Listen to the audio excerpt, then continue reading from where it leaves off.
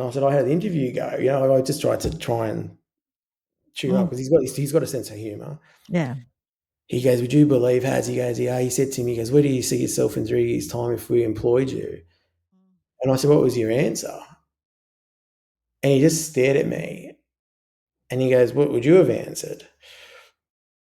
He said, knowing now that what you know now. And I just said to him,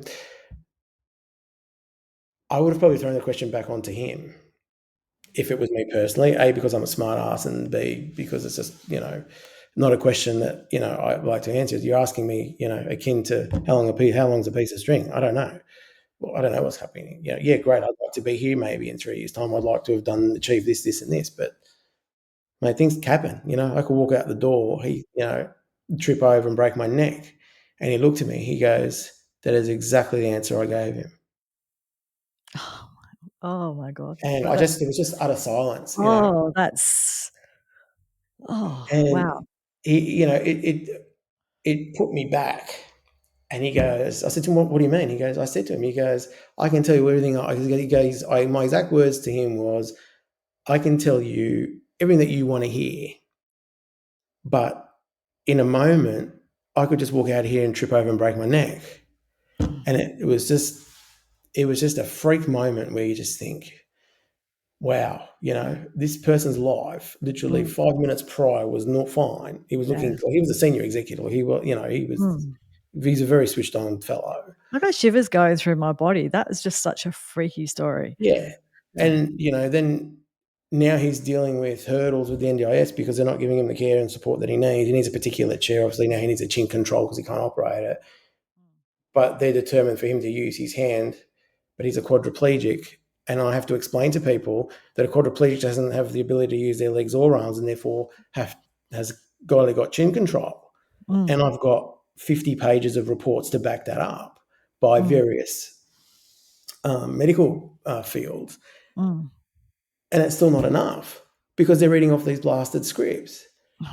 Scripts. And I'm like, and I stop them. I just don't let them talk Yeah. anymore. I used to. I just say, "Look, just stop reading Yeah. and start writing what I'm telling you and start adding to your file what I've just sent you because this is what's real. These are the facts and they're undisputed. This client now has a C3 severing of the spinal cord.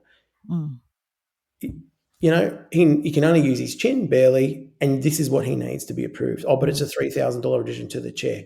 Bad luck. That's what the scheme's there for. The scheme is there for this purpose. Yeah. So it needs to be implied. That's a 3-month argument.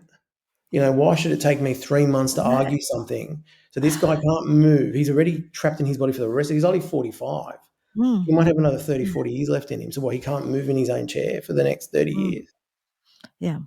And it gets me because I can relate to it. And I think I'm so passionate about it. And I'm not putting tickets on myself, but I've not lost a matter at the moment with the disability advocacy. I've not Put lost tickets on yourself. That's fine. Like, you're doing and I great. won't. And I just Good. it's just something that I've become so passionate about that I will not lose. And if Yes. the more resistance I get, the harder I push back. Yeah. Yeah. Because I've got the experience now medically, legally, and personally now. Like I can relate. Like I can look at this guy in the eye and go, "Look, I understand what you're going through." Yeah. I may have one arm, but it's not strong, and I still need the amount of care that he needs is no different to the care that I need because we still need the same things. Yeah.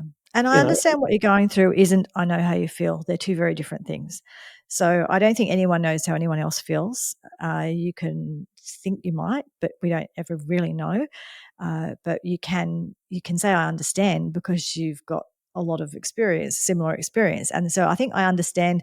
I understand isn't insulting, but I think I know how you feel can be Yeah, because like I don't know how you feel. And yeah, even if I had yeah, the same yeah. injuries, the same issues, I don't know how you feel. That's right. Everyone's different. Like I said I know earlier, how I feel. you could have 3 paraplegics in the room, and everyone's got different Yeah. issues. Like one might have no pain at all and might have a mental issue because of it, or the other guy just wants to go and find the local bloody rugby league wheelchair team and start playing sport for them. Like everyone's got different mindsets. Yeah. We work with these people, and like I said before, I don't take a cookie cutter approach to when I represent my Yeah. clients because they're not. Then you can't cookie cut a thing, and it could be the simplest matter that takes the longest. And then, I can't save the world, and I can't help everybody. But the people that I get referred You to, can help somebody.